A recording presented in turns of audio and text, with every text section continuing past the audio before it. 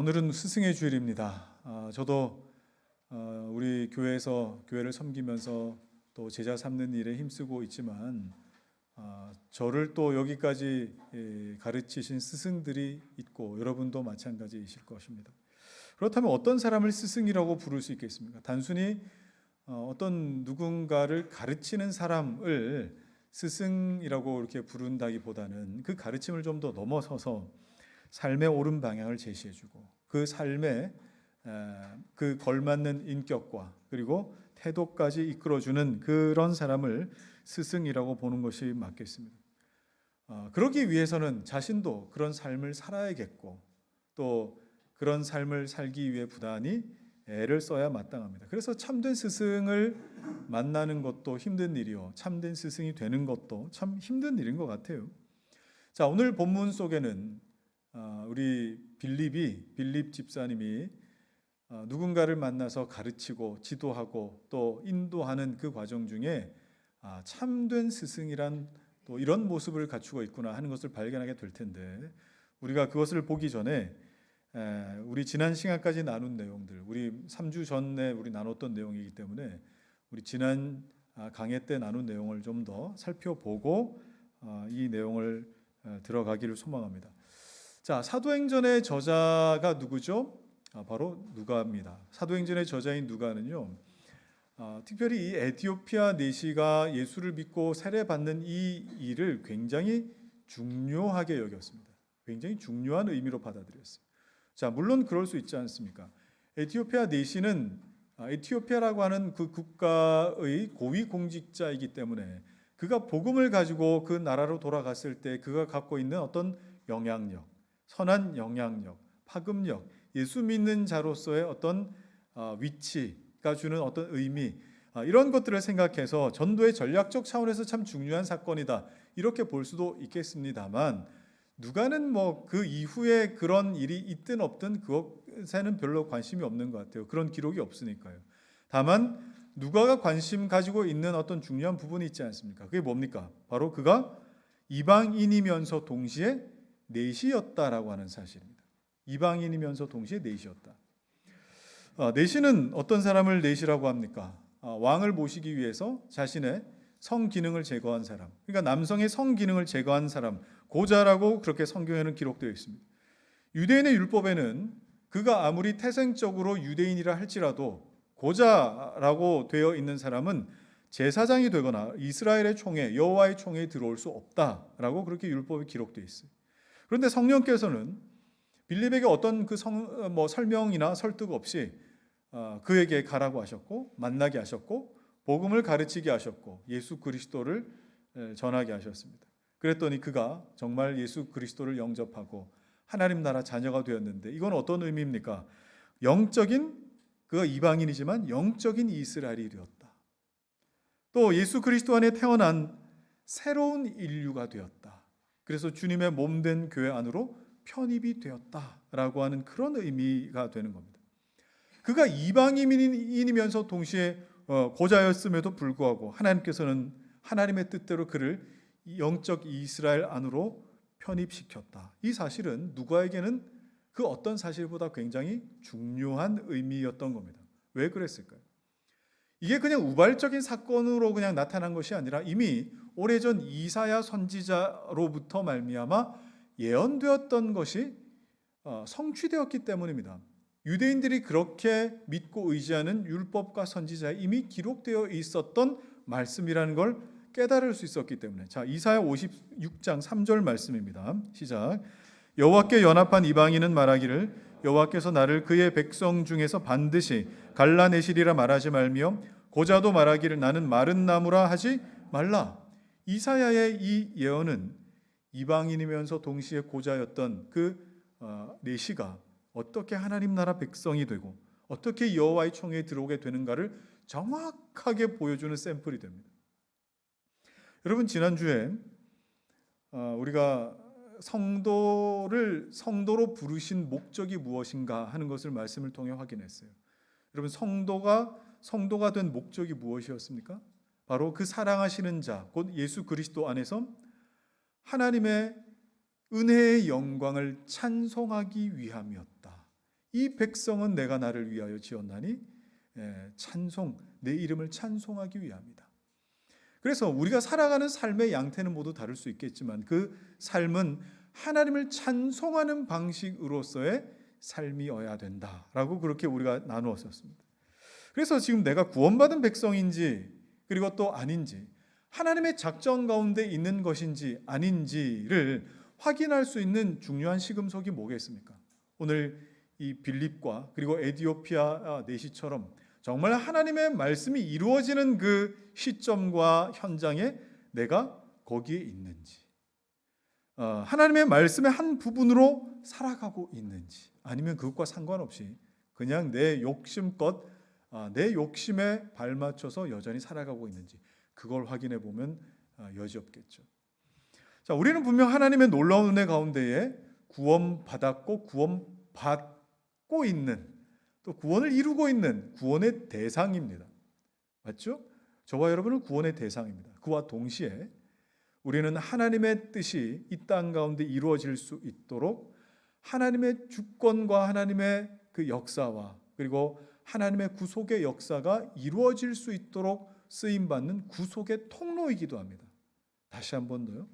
우리는 구원의 대상이기도 한 동시에 구속의 통로이기도 하다.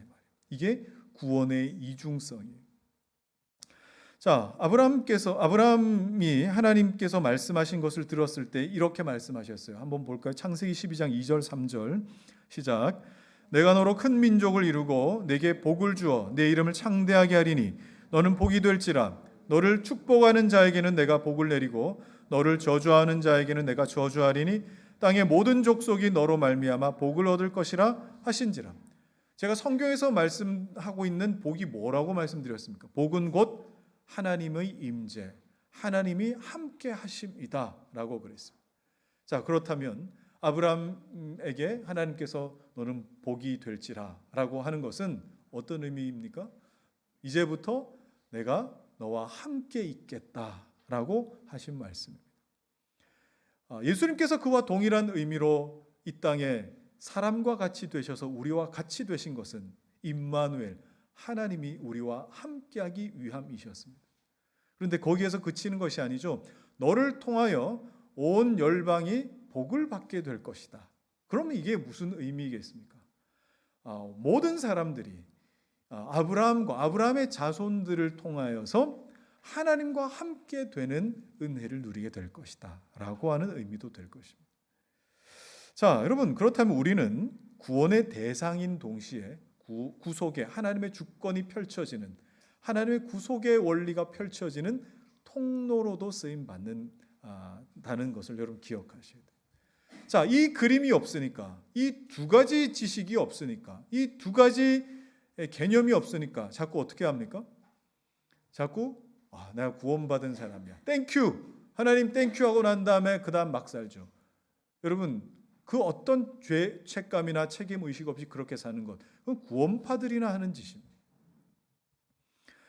우리가 하나님의 선하신 작전 가운데 있다면 이제 우리가 그 구원받은 하나님의 백성된 것에만 머물러 있을 것이 아니라 정말 하나님의 선하신 구속사역의 한 부분이 진행되고 있는데 거기에서 나는 어느 지점에 머물러 있을까?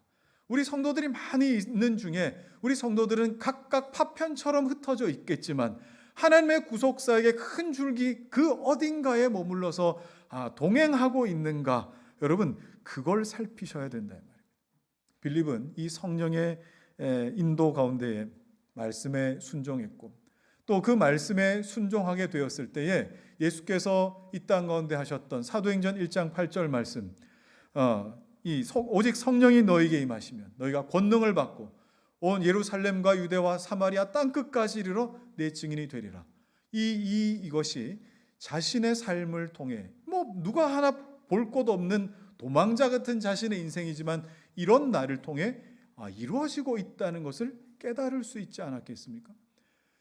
빌립이 늘 사도행전 1장 8절 이 말씀을 늘 가슴에 새기면서 자나깨나 나는 이 사명 감당해야 돼, 이렇게 상기하며 인식하며 살았던 것이 아니죠.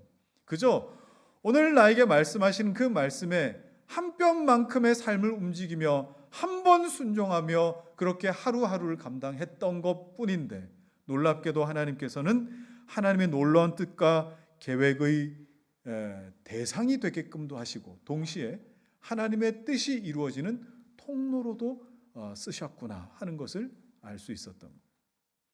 여러분이 이런 하나님의 부르심에 기쁨으로 나올 수 있기를, 기쁨으로 살아드릴 수 있기를 주의 이름으로 축원합니다. 자, 이제 우리는 지난 시간에 이어서 에티오피아 내시가 전도를 받고, 그리고 또 세례를 받게 되는 일을 보게 될 테고, 빌립은 이 일에 어떻게 쓰임 받는가 하는 것을 자세하게 한번 살펴보겠습니다. 29절 31절. 자, 시작. 성령이 빌립더러 이르시되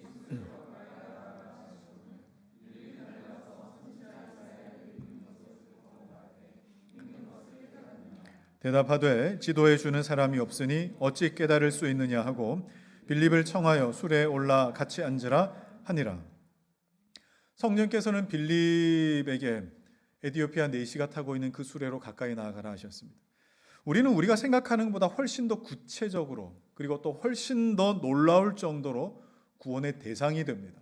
하나님은 우리를 구원의 대상으로 여기십니다. 그냥 거기서 끝내지 않으시고, 또 누군가를 구속할 하나님의 방법과 통로로 우리를 그렇게 쓰시는데, 우리가 생각하는 것보다 훨씬 더 구체적이고 훨씬 더 특별하다는 걸 알 수 있어요. 그런데 여러분, 이 사실을 알고 계십니까? 우리가 하나님께 드리는 기도가 항상 이 지점에 있어야 된다는 것, 항상 이 지점에 우리 기도가 있다는 것. 이게 무슨 말이냐면, 기독교를 제외한 다른 종교의 기도라고 하는 것을 여러분 보시면 항상 그 기도하는 사람의 어떤 소망이나, 그죠? 그리고 어떤 뜻이나 목적을 이루기 위한 수단처럼 사용합니다. 기도라는 것이 항상 그렇게 나타납니다. 그런데 우리의 기독교의 기도가 다른 이방 종교의 그 기도와 같은 성격을 가지고 있다라고 한다면, 그들이 기도하는 신들과 우리 여호와 하나님을 같은 동급으로 취급하는 것과 마찬가지지 않겠어요? 우리의 기도는 그렇지 않습니다. 우리의 기도는 어느 지점에 있느냐? 바로 이것이죠. 하나님이신 예수님이 이 땅에 오셔서 기도를 친히 가르쳐 주실 때에 너희는 이렇게 기도해라 하고 가르쳐 주신 기도가 있습니다. 바로 주님의 기도죠. 마태복음 6장에 보면 주님의 기도가 나와 있어요. 한번 읽어볼까요? 시작. 나라가 임하시오며 뜻이 하늘에서 이루어진 것 같이 땅에서도 이루어지이다. 하나님의 나라가 오게 해 주십시오. 누구를 통해서요? 나를 통해서요. 하늘의 뜻이 이 땅에 이루어지도록 해 주십시오. 누구를 통해서요? 나를 통해서요. 조금 더 넓게 말하자면 교회를 통해서. 지금 그걸 기도하라고 하신 거예요. 그러면서 그 이전에 뭐라고 말씀하신 거예요? 이 땅에서 무엇을 먹을까 마실까 입을까 염려하지 말아라. 그거는 이방인들이나 하는 기도지. 너희는 이렇게 기도하라고 하신 거예요. 그래서 이 구원의 대상이 된 이 성도들이 하나님의 구속 사역과 하나님의 뜻이 나타날 통로로 쓰임 받는 것에 대해서 관심을 가져야 할 것인데, 그걸 위해서 우리는 기도해야 된다라고 예수님 가르치셨어요. 자, 이렇게 우리가 기도할 때 자신이 의식하든 의식하지 못하든 하나님의 뜻이 나의 삶에서 여러 모양으로 나타나며 하나님의 계획의 일부로 우리를 그렇게 집어넣고 계신다는 것을 발견하게 되는 겁니다. 하나님께서 빌립에게 그것을 지시하실 때에 빌립은 하나님의 뜻을 다 알 수는 없었지만 하나님께서 들려주신 만큼 순종했습니다. 하나님께서 보여주신 만큼 가라 하시면 거기까지 가 보았습니다. 여러분, 우리는 다 알고 믿는 게 아닙니다. 다 이해해서 믿는 거 아닙니다. 물론 이해하는 것도 중요합니다만, 정말 위대한 이 믿음의 조상이었던 어거스틴이 이런 말을 했지 않습니까? 나는 이해하기 위해 믿는다. 우리는 거꾸로 생각하죠. 우리는 믿기 위해 이해한다. 이해한 만큼 믿는다. 이런 식으로 생각해요. 그러나 우리는 이해하기 위해 믿는 겁니다. 우리 기독교인들, 그리스도인들의 신앙 고백입니다. 그런데 14세기 르네상스를 지내고 18세기에 어떤 계몽주의 같은 이 어떤 운동을 지나고 나서 인류의 생각의 틀 자체가 어릴 때부터 그렇게 교육받아 바뀌기 시작했어요. 어떻게요? 나는 이해할 수 있는 것까지만 믿는다. 나는 보는 것만 믿는다. 이렇게 바뀌어버렸어요. 그래서 순종을 요구하면 아니 이게 합리적이냐, 타당하냐 이걸 이제 생각하는 거예요. 성경에 등장하는 많은 인물들을 보십시오. 하나님께서 그들에게 순종을 요구하실 때에 하나님 이게 합리적입니까? 이게 현실성이 있습니까? 타당합니까? 이렇게 하나님께 요구한 적이 없습니다. 물론 아닌 적도 있었지만 특별히 성경에는 순종에 대해서 뭐라고 이야기합니까? 순종이 뭐보다 낫다고요? 제사보다 낫다. 왜 이렇게 표현할까요?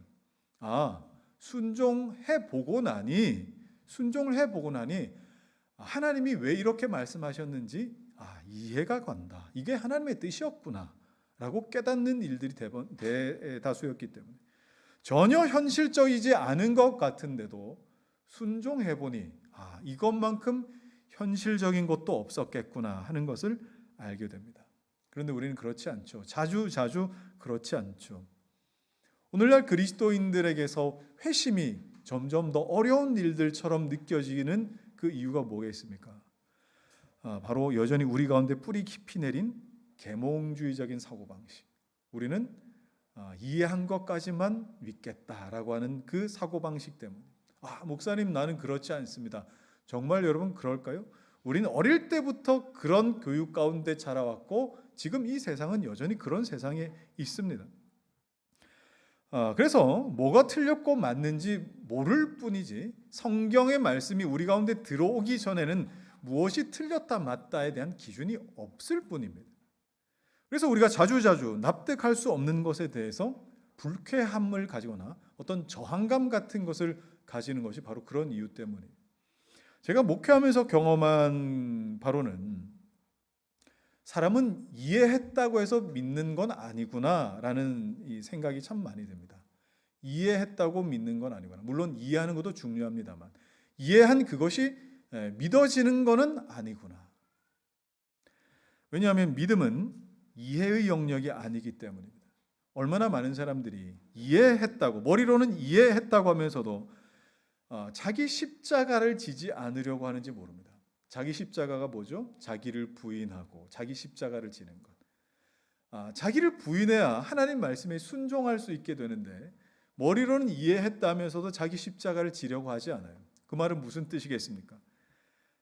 우리는 이해하지 못해서 순종하지 못하는 것이 아니라 믿음이 없어서 순종하지 못하는 것이구나 하는 것을 입증하는 것 아니겠습니까? 그런 면에서 여러분은 하나님 앞에 섰을 때에 참 목사를 잘못 만나가지고 할 말이 없으실 겁니다. 무슨 말이겠어요? 제가 이 이해의 영역에서 얼마나 논리적으로 설명하려고 애를 쓰고 그리고 합리적으로 또 깊이 설명하려고 애를 쓰는지 모릅니다. 지금까지 여러분이 신앙생활을 해 오셨던 이 자리에서 이런 어떤 설명들 이 정도까지 설명을 들어야 될까? 이런 것까지 여러분 설명을 들어보신 적이 있으십니까? 그런데 그렇게 듣고 이해는 하는데 하나님의 뜻을 드러낼 구속사역에 대한 통로로 내가 쓰임받는 것, 구원의 대상 말고 그걸 좀 더 넘어서서 하나님 구속사역의 통로로 쓰임받는 것에 대해 관심이 없다라고 한다면 그거는 이해를 못해서가 아니라 믿음이 없어서 순종하지 못한다는 뜻 아니겠어요? 그래서 적어도 예수로 사는 교회 여러분은 하나님 앞에 섰을 때 하나님 제가 몰랐습니다. 하나님 제가 이해를 못했으면 들은 적이 없습니다. 그런 핑계는 여러분 되실 수가 없는 겁니다. 참 죄송합니다. 우리는 머리로 이해하지만 순종하지 못하는 바로 그 지점에서 항상 내 본성과 마주하게 되죠. 순종하지 못하는 바로 그 지점에서 늘 마주하는 것은 내 본성이에요. 내 본성이 하나님의 뜻을 이루는 걸 싫어합니다. 또는 내 욕심과 그리고 내 삶에 대한 걱정 때문에 이 걱정 때문에 하나님 말씀을 듣고 싶지 않을 수도 있습니다. 그러니 그건 한 목사 개인의 어떤 견해일 뿐이고 하나님의 말씀은 그런 의미는 또 아닐 거야 라고 하나님 말씀의 권위나 하나님 말씀의 그 타당성을 축소시키고 싶어 하는 겁니다. 왜 그럴까요? 믿음은 이해할 수 있는 것, 이해의 영역이 아니라 하나님과의 관계의 영역이기 때문에. 칼빈은 뭐라고 했습니까? 믿음은 뇌가 아니라 심정의 영역이다라고 했어요. 자, 그런 이유로 저는 가급적 설교할 때 여러분의 감정에 호소하고 싶지는 않습니다. 감정에 호소가 쉽지 않아요. 가급적이면 합리적이고 논리적인 근거로 설명하려고 합니다. 그 근거는 처음부터 끝까지 하나님 말씀입니다. 그래야 여러분 안에 핑계할 것이 없게 되겠죠. 맞긴 맞는데 라고 하는 고백이 나올 수밖에 없습니다. 맞긴 맞는데라는 그 고백 가운데에 항상 두 갈래 길을 여러분이 만나시게 될 겁니다. 그래서 맞긴 맞기에 하나님 말씀대로 살 것인지, 맞긴 맞는데 그건 현실적이지 않다라고 할 것인지, 둘 중에 하나는 여러분 꼭 선택할 수밖에 없습니다. 예수님도 설교하실 때 그랬죠. 스데반도 설교할 때 경험했죠. 바울도 마찬가지였습니다. 설교하면 항상 듣는 이들은 맞긴 맞는데 해놓고 예수님을 십자가로 끌고 가거나 또 바울에게 스데반에게 돌을 던지기도 했었습니다. 화를 내기도 했었습니다. 자, 여러분, 기독교 신앙은 예수 그리스도를 믿기 이전에 내 옛 사람이 죽는 것에서 시작하지 않으면 절대로 말씀에 순종할 수 없습니다. 옛 사람의 죽음을 경험하지 않으면 절대로 그 신앙의 이 출발조차도 할 수가 없습니다. 자기 부인이 철저하게 이루어지지 않으면 하나님의 뜻이 이루어지는 통로로 절대 쓰임 받을 수도 없습니다. 그런데 목사님, 저는 의지가 참 약합니다. 마음에는 원이지만 이 육신이 연약한지라. 여러분, 그런 문제가 아니라니까요. 그런 차원의 접근이 아닙니다. 무슨 문제입니까? 예수를 믿어서 내가 옛 사람이 완전히 죽어본 경험이 없어서 그렇습니다. 기독교 신앙은 옛 사람을 완전히 소멸하고 새로운 인류로 창조받는 그 시점부터 시작합니다. 기독교 신앙은 여러분의 정과 욕심이 십자가에 못 박혀 죽음을 경험하는 것에서부터 시작합니다. 기독교 신앙은 여러분의 옛 아비였던 마귀를 미워하고 그리고 하늘의 아버지 되시는 하나님을 사랑하는 것에서부터 시작합니다. 그렇게 하나님과의 관계가 시작할 때 비로소 믿고 따르고 순종할 수 있는 거예요. 예수님 바로 이 일을 위해서 우리를 대신해서 뭐가 되셨습니까? 범죄자가 되셨습니다. 우리는 범죄자였거든요. 주님은 범죄자가 되셔서 하나님이셨지만 우리를 대신한 범죄자가 되셔서 십자가에 죽으셨고 죄의 문제를 해결하셨습니다. 범죄자가 치러야 할 사형 집행을 대신 치르시고 생명을 내놓으셨습니다. 그렇게 죄에 대한 책임을 남김없이 치르셨어요. 자, 이 장면을 이사야 선지자는 뭐라고 했는지 한번 보실까요? 이사야 53장 11절 12절 읽어주십시오. 시작. 그가 자기 영혼에 수고한 것을 보고 만족하게 여길 것이라.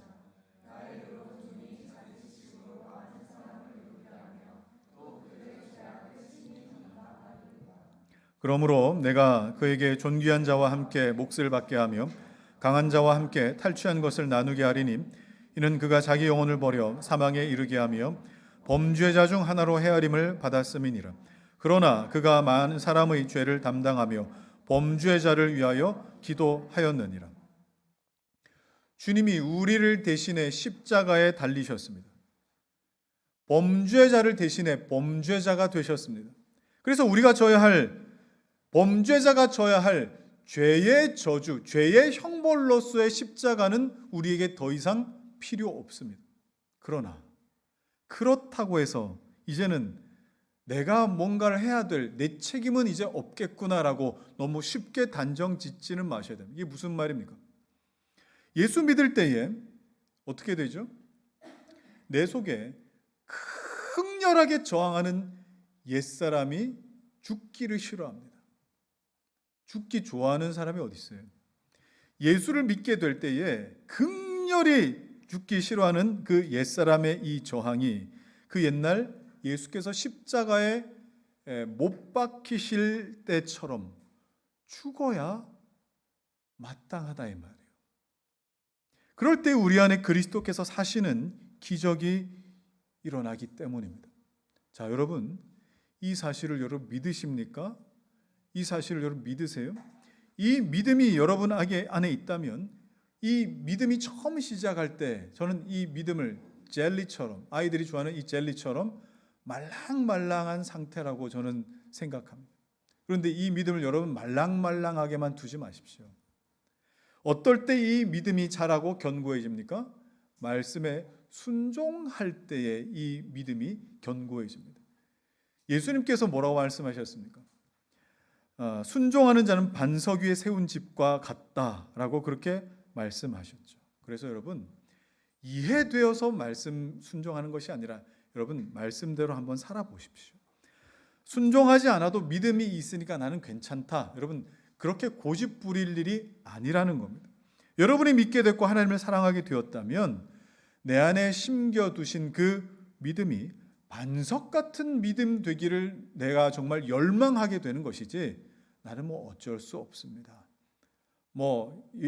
이런저런 핑계할 거리들을 대면서 그렇게 합리화시키고 싶은 마음이 들지는 않는다 이 말입니다. 단지 하나님을 더 사랑하고 하나님을 더 닮고 따르고 싶은데 그러지 못하는 것 때문에 늘 애통해하며 탄식할 뿐이죠. 자신의 불신앙을 합리화하는 것이 아니라 정말 애통해하는 것이, 탄식하는 것이 정상적인 반응입니다. 빌립이 순종했습니다. 그럴 때 하나님께서 보게 하시는 다음 스텝이 있습니다. 빌립이 다 알고 결론을 알고 간 것이 아니라 한 걸음 순종해 보니 그 다음 걸음이 보이고 그 다음 걸음이 보이고, 이게 그리스도인들이 걸어가는 걸음이에요. 하나님께서는 온통 의문투성이인 이사야서를 이 내시가 읽고 있었는데 도무지 읽고 또 읽어도 무슨 말인지를 모르겠는 거예요. 제자훈련을 하면은 이 제자훈련 받는 분들이 그럽니다. 목사님, 도대체 이게 무슨 말입니까? 읽고 읽어도 도대체 모르겠다. 물론 문제를 낸 사람은 알겠지만 그걸 또 모르는 사람들은 모르겠죠.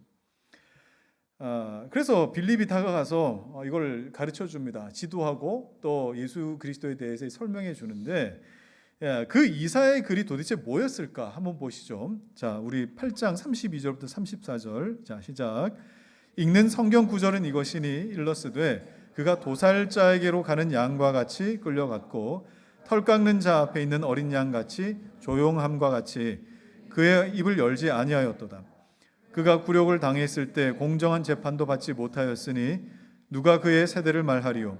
그의 생명이 땅에서 빼앗김이로다 하였거늘 그 내시가 빌립에게 말하되 청컨대 내가 묻노니 이 선지자가 이 말한 것이 누구를 가리킴이냐? 네. 자, 누가는 내시가 읽고 있던 성경을 그대로 인용하고 있는데 이 인용한 말씀은 이사야 53장 7절 8절 말씀입니다. 이사야 53장 전체 내용은 고난받는 종에 관한 아주 유명한 구절입니다. 우리도 아까 범죄자에 대한 내용 이사야 53장이었잖아요. 그가 찔림은 우리의 허물을 인하며, 이게 다 뭡니까? 고난받는 종에 관한 그 내용이 쫙 담겨 있습니다. 굉장히 유명한 성경이에요. 그런데 구약 이사야는요, 히브리어로 기록되어 있습니다. 그리고 누가가 인용한 말씀은 히브리 성경을 헬라어로 그대로 번역해 놓은 70인역 성경을 그대로 인용해서 기록해 놓았어요. 여러분, 70인역 성경이 뭐냐면 예수님 오시기 전에 헬라어에도 능통했던 유대 랍비들 72명을 그 당시 이 제국 헬라 제국의 왕 중에 하나였던 사람이 그 유대 랍비들을 불러 모아 가지고 이걸 헬라 말로 좀 번역을 하자 해서 구약 성경을 헬라어로 번역한 성경이에요. 자, 헬라인들이나 이방인들이 유대 말을 배워서 번역한 것이 아니라 유대 랍비들이 헬라어로 번역했으니까, 여러분 히브리어의 어떤 성경의 원뜻에 가까운 뉘앙스, 이걸 얼마나 잘 살려서 번역했겠습니까? 그래서 지금도 70인역 성경은 굉장히 권위 있는 성경으로 인정받고 있는 성경입니다. 그런데 이사야 53장은 유대 랍비들이 번역했음에도 불구하고 이게 무슨 뜻인지 제대로 알지 못한 채 번역을 했어요. 그래서 원래 히브리 성경보다 훨씬 더 어렵게, 그러니까 어렵다기보다는 좀 애매모호하게 번역되어 있는 게 사실입니다. 왜 그럴까? 고난받는 종에 대한 의미를 유대 랍비들도 다 이해를 하지 못했기 때문에, 그 당시 유대 랍비들도 이게 어떤 의미인지 잘 몰랐기 때문에, 그래서 여기에 나오는 말씀의 대상이 누구를 지칭하는지, 오늘 에디오피아 내시가 이게 지금 선지자를 말하는 건지 아니면 다른 사람을 말하는 건지 애매하게 실제로 번역을 해놨어요. 실제 예수님이 메시아로 오시기 전에는 유대인들 중에 그 어느 누구도 이 고난받는 종이 메시아일 것이다라고 상상조차 해보지 못했기 때문이에요. 왜 그렇습니까? 유대인들에게는 고난받다가 죽는 메시아라는 이 개념 자체가 없었기 때문에, 지금도 마찬가지, 유대인들에게는 그런 개념이 아예 없어요. 그래서 번역을 하면서도 이 고난받는 종이 누구를 가리키고 있는지 알 수 없었던 겁니다. 그런데 하필 이 내시가 읽고 있었던 그 부분이 바로 이 고난받는 종에 대한 부분이었어요. 그러니 이 내시도 똑같은 지점에서 이게 선지자를 말합니까? 아니면 뭐 다른 누군가를 의미합니까? 하고 막 고민하고 있던 그 찰나였습니다. 그런데 예수님이 오셔서 이 글에 대해서 이건 자신을 말하는 것이고, 그리고 또 자신의 인생을, 자신의 삶을 정말 고난받는 종의 내용에 나오는 그대로 그렇게 살아 보이셨지 않습니까? 그러면 예수님을 아는 사람들에게 이 이사야 53장은 어려워요, 쉬워요? 굉장히 쉽죠. 이건 예수님이구나. 정말 예수님이구나. 처음부터 끝까지 예수님이구나. 정말 쉬운 말씀이 됩니다. 그래서 한 신약학자는 이렇게 이야기를 하셨습니다. 이 예언이 성취되기 전에 그것을 이해하는 일이 얼마나 힘든 일인가. 또 일단 성취되고 나면 얼마나 쉬운 일인가. 자, 여러분, 여기서 우리는 중요한 문제를 깨달아야 합니다. 하나님의 말씀을 그저 보고 머리로만 이해하는 일이 얼마나 힘든 일입니까? 여러분, 얼마나 힘든 일이에요. 그 말씀의 이루어짐, 그 말씀이 우리 삶에 어떻게 나타나는가를 내가 보지 못하고 그냥 머리로만, 문법적으로만, 문학적으로만, 글로만, 문맥 안에서만 이해해 보려고 하면 얼마나 어려운 일입니까? 얼마나 답답할까요?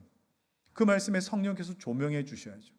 그 조명해 주신 그 말씀이 내 삶의 강력한 자아를 뚫고 찢어서 내 삶에 순종해 볼 수 있는 자리까지 나오게 하시면 여러분 얼마나 쉽고 명쾌한 이 말씀이 되는지 모릅니다.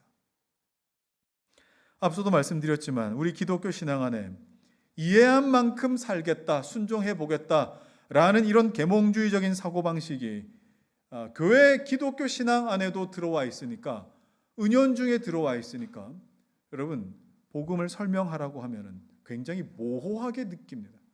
그런데 복음 설명해 보십시오 하면은 예수님 뭐 이런저런 다 설명합니다. 얼추 뭐 설명 비슷하게 다 한다 이 말이에요. 그런데 문제는 뭐죠? 그 복음이 내 삶을 울려본 적이 한 번도 없어요. 그 복음이 내 삶을 울려본 적이 없다. 여러분, 제가 누차 말씀드리지만 신앙은 머리로 하는 게 아니라 몸으로 하는 거예요. 신앙은 몸으로 하는 거예요. 너희 몸을 거룩한, 하나님 기뻐하시는 거룩한 산 제물로 드리라. 이것이 우리가 드릴, 삶에서 드릴 영적인 예배니라. 순종하면 복음만큼 명료하고 쉬운 게 없어요.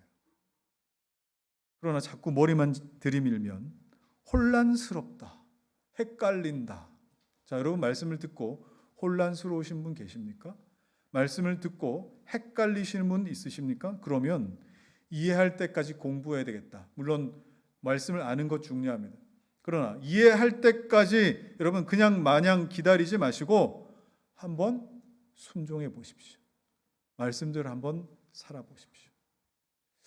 여러분 자전거 혹시 못 타시는 분 계십니까? 자전거 못 타시는 분 한번 손 들어 보시죠. 자전거 혹시 못 타신다.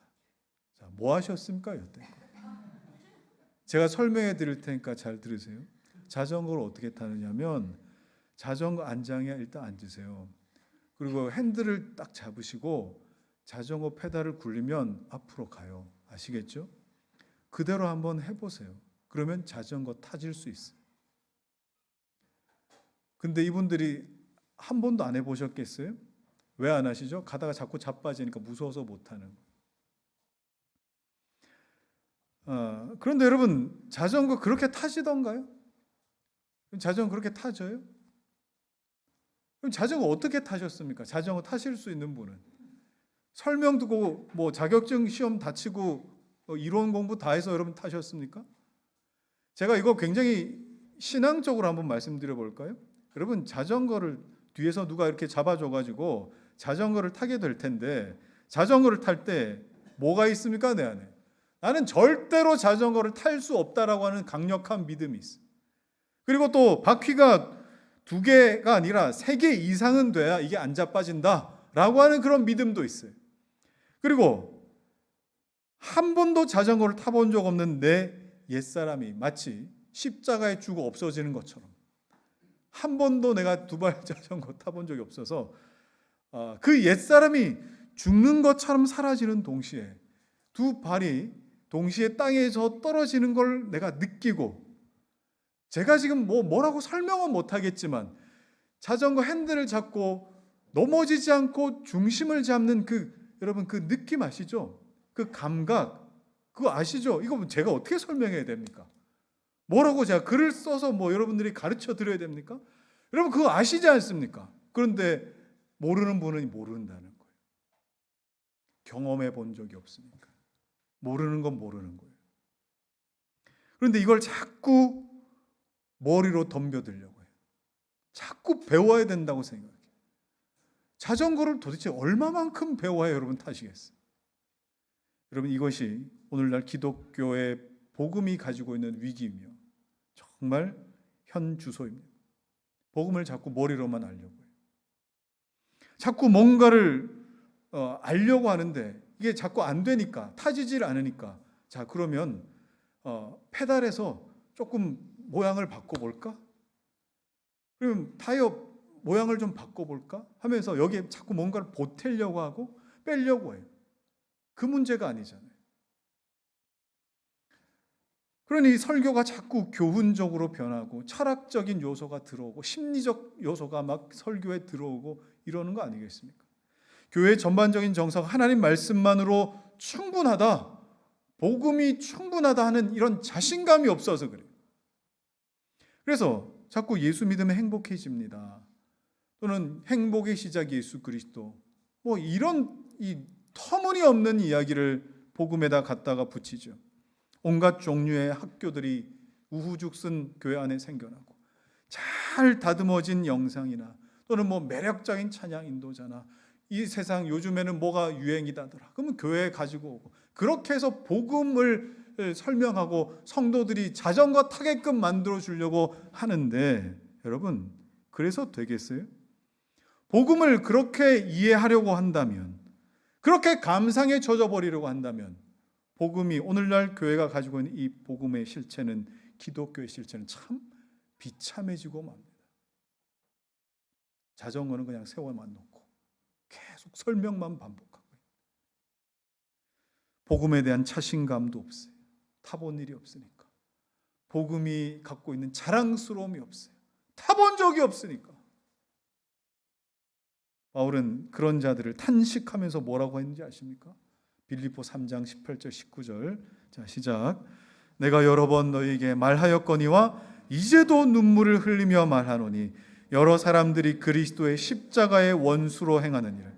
그들의 마침은 멸망이요 그들의 신은 배요 그 영광은 그들의 부끄러움에 있고 땅의 일을 생각하는 자라. 한마디로 말하면 십자가에 자신이 없다는 뜻이에요. 십자가에 자신이 없어요. 십자가를 드러낼 실력이 없는 겁니다. 왜요? 십자가를 듣기만 들었지 경험해 본 적이 없거든요. 그래서 그들은 오히려 십자가의 원수처럼 살아갑니다. 굳이 십자가를 통과해야 되느냐? 예수님의 십자가 좋은데 왜 또 자기 십자가를 지라고 하는, 자기 십자가 뭐라고요? 자기를 부인할 때 나타나는 순종이라고. 왜 이것까지 해야 되느냐? 좋은 게 좋은 거 아니냐? 그래서 예수 십자가도 줄이고 자기 십자가도 줄이니 사람들은 환호를 하죠. 야, 나이스하다. 이것이 기독교다. 여러분, 예나 지금이나 십자가를 원수로 여기는 특징이 바로 이런 것입니다. 아무리 사람들이 많이 모인다 해도, 아무리 뜨겁게 찬양한다 해도 십자가를 통과하지 않는 기독교는 더 이상 기독교가 아니에요. 예수의 십자가를 제거하는 것도 기독교가 아니에요.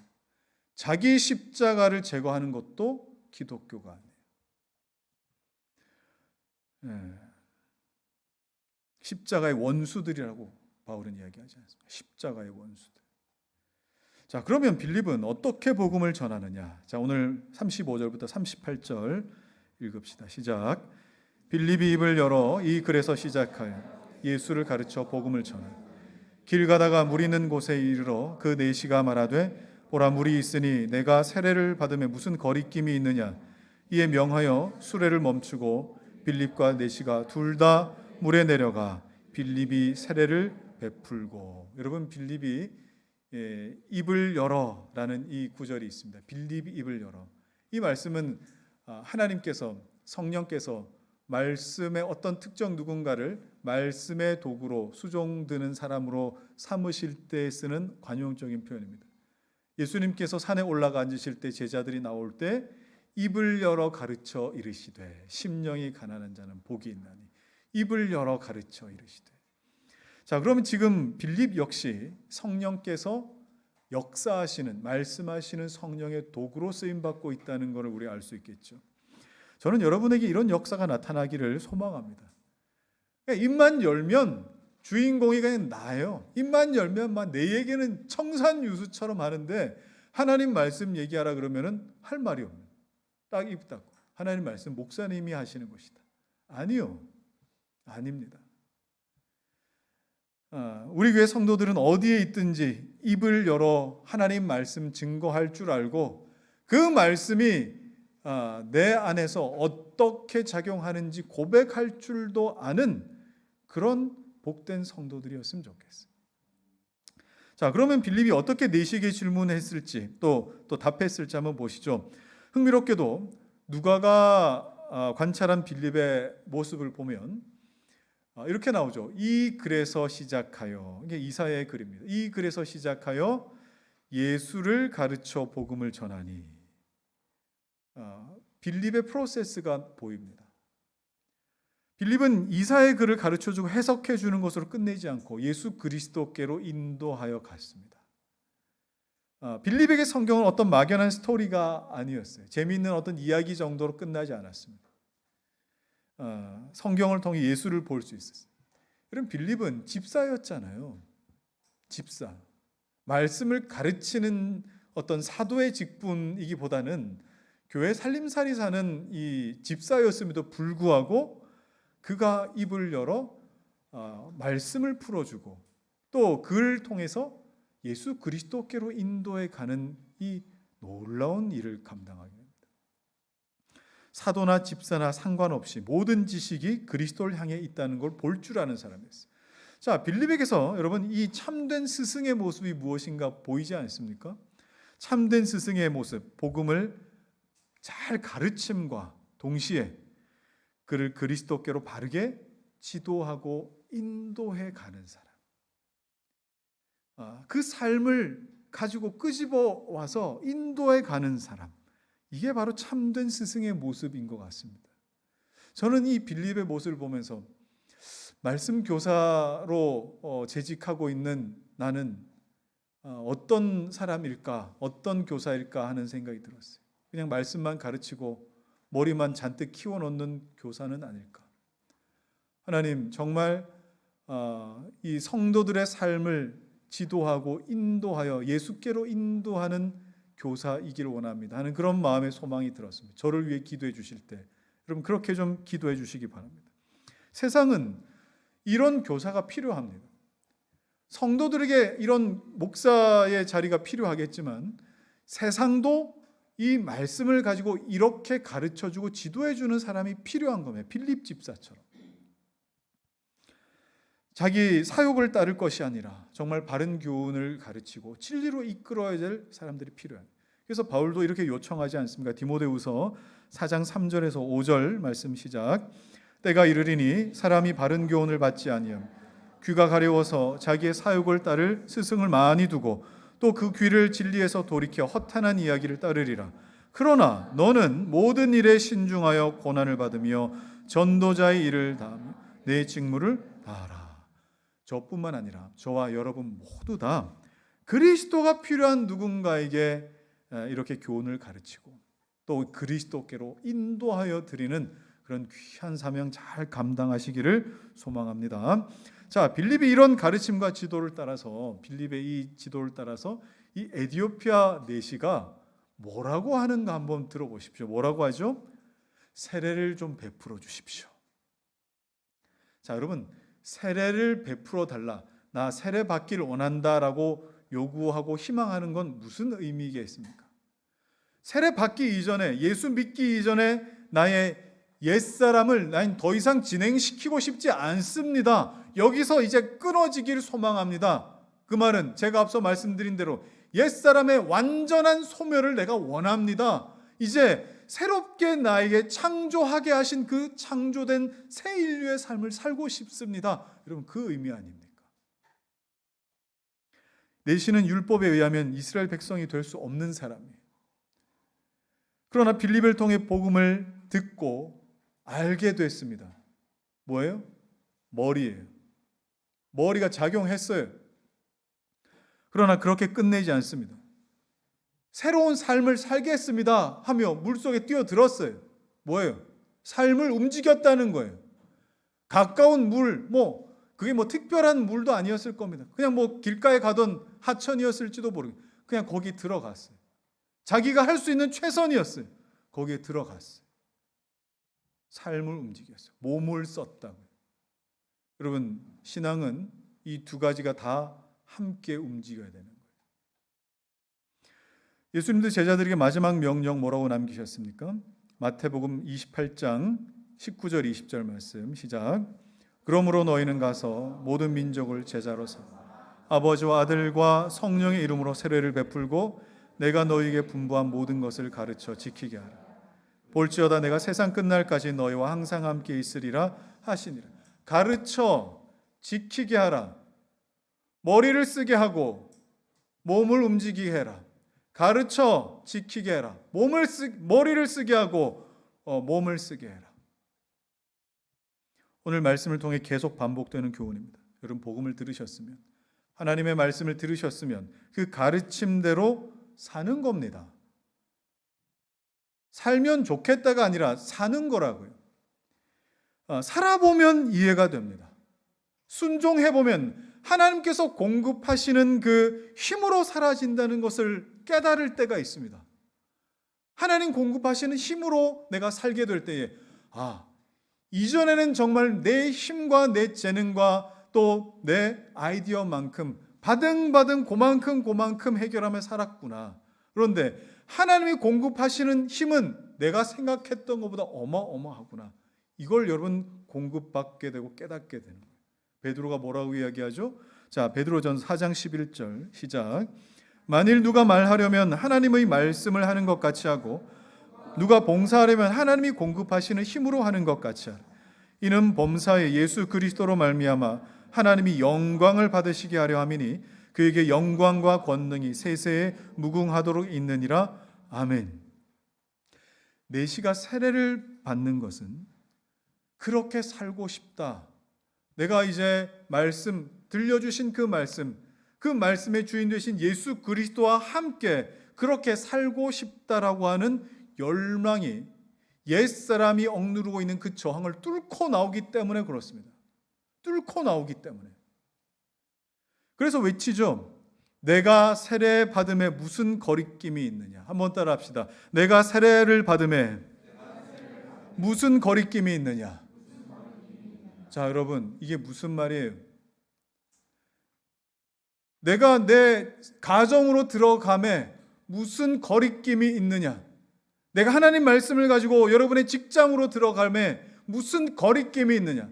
하나님의 말씀을 가지고 사람들에게 드러낼 때에 이것이 무슨 거리낌이 있느냐라고 고백하는 거 아닙니까?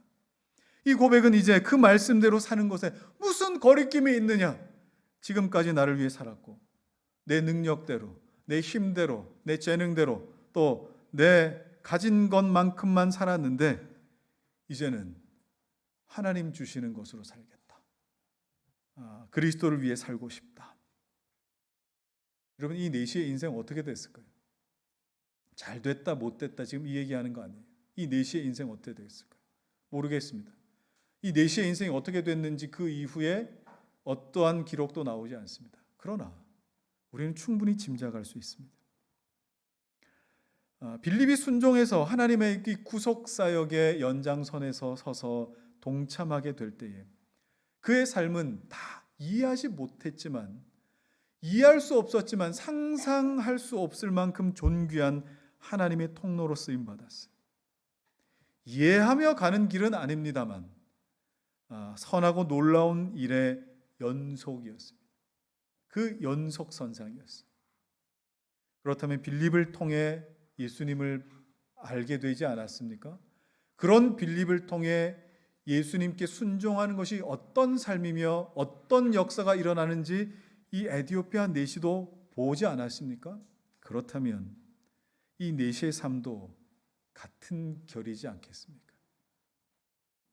듣고 믿은 것대로 살고 싶다는 이 소망을 따라서 하나님은 그를 통하여 아무도 잘 알지 못하는 그런 곳에 보내실 수도 있겠고, 또 전혀 상상할 수 없던 그런 곳으로 인도하실 때가 있겠지만 분명 하나님의 뜻이 이루어지는 그 통로로 쓰임받았을 것이 분명합니다. 저는 그렇게 믿습니다. 이제 말씀을 좀 정리하겠습니다. 여러분, 우리는 오늘 이방인이며 내시였던 한 사람이 복음을 듣고 들은 대로 살고 싶다고 물속에 뛰어든 장면을 보았습니다. 물속에 뛰어들었어요. 그 말은 말씀을 듣고 여러분의 가정으로 뛰어든 것과 마찬가지예요. 여러분의 인생의 자리 어디이든지 가장 가까운 한 발의 그 영역이 어디이든지 한 뼘 길이만큼의 자리가 어디이든지 거기로 뛰어들었다는 겁니다. 여러분, 복음이 도대체 뭘까요? 그 복음이 도대체 뭐길래 한 사람의 인생을 이렇게 바꾸어 놓았을까요? 여러분은 복음을 잘 모르시는 게 아닙니다. 물론 모르는 분들도 계시겠지만 여러분은 충분히 복음을 들으셨습니다. 이미 복음을 알고 계십니다. 이제 들은 대로 살고 싶다는 그 고백을 하며 물속으로 뛰어드셔야 됩니다. 뛰어들 차례에 이해할 수 있는 것에만 머물지 마십시오. 한 뼘만큼이라도 좋으니, 한 뼘만큼이라도 좋으니 들은 대로 사는 삶으로 나아가십시오. 하나님은 그런 자들을 찾아 지금도 구원하시고 그런 자들을 통해 하나님의 구속사역의 통로로 하나님께서 사용하시는 줄 믿습니다. 저와 여러분을 이런 은혜의 자리로 초청해 가시고 우리도 이해할 수 없고 상상할 수 없는 방법으로 그렇게 사라지게 하시는 이 삶을 끊임없이 주님 앞에 갈 때까지 살아내시는 우리 모두가 되시기를 주의 이름으로 축원합니다. 이 시간 우리 한번 찬양하실까요? 내 영혼이 은총 입어 중한 죄짐 벗고 보니 슬픔 많은 이 세상도 천국으로 와.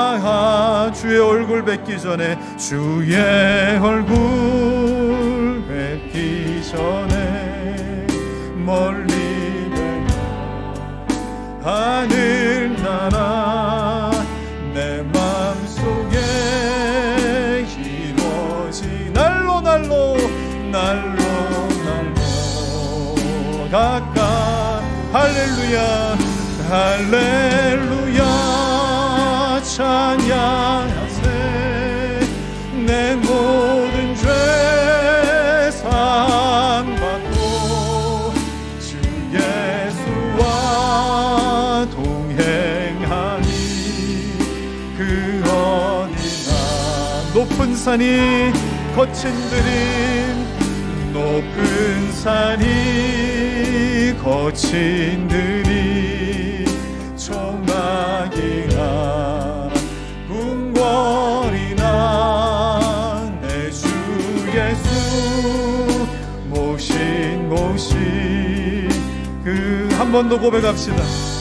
높은 산이 거친 들임 높은 산이 거친 들이 초막이나 궁궐이나 내 주 예수 모신 곳이 그 어디나 하늘 아멘 할렐루야 할렐루야 찬양하세 내 모든 죄 상받고 주 예수와 동행하니 그 어디나 하늘나라.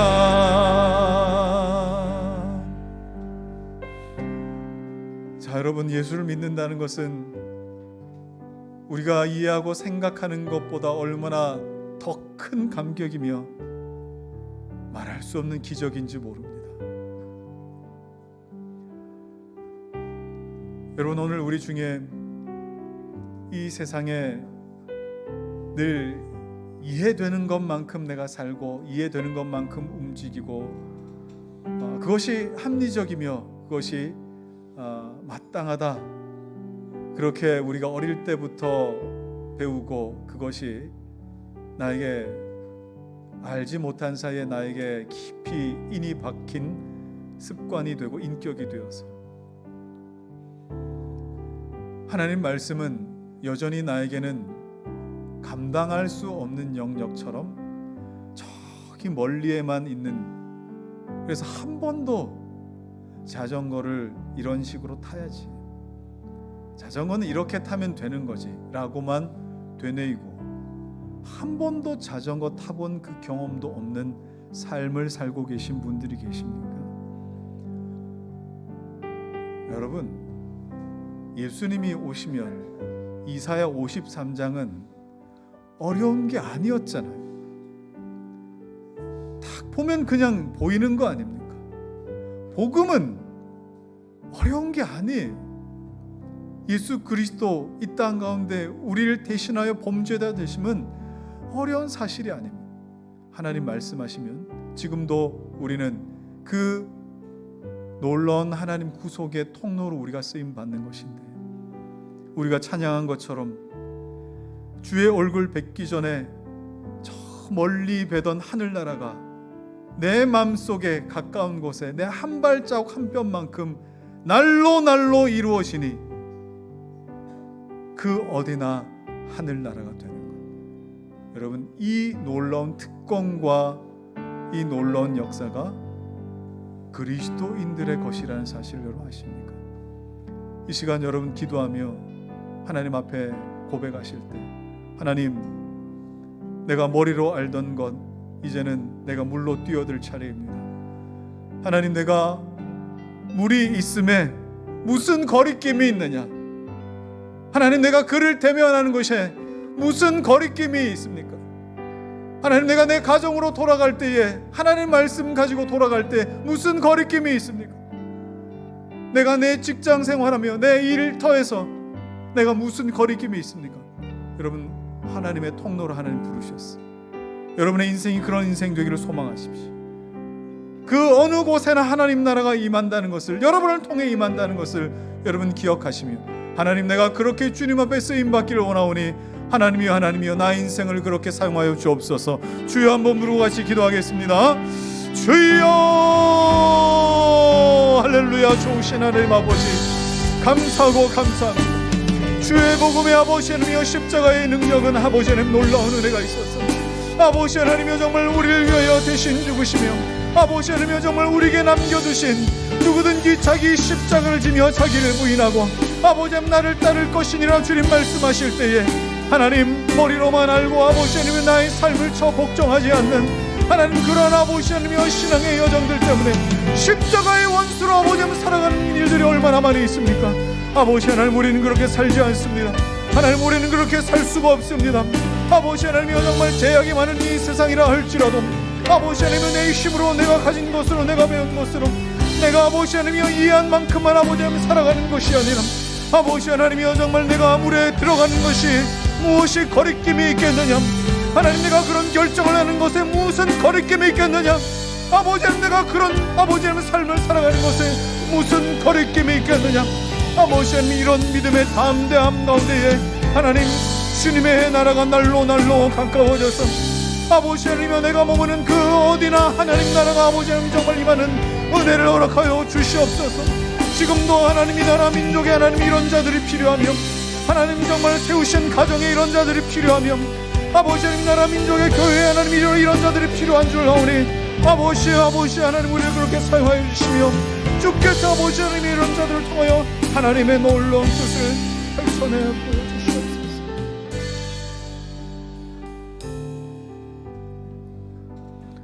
보라, 물이 있으니 내가 세례를 받음에 무슨 거리낌이 있느냐?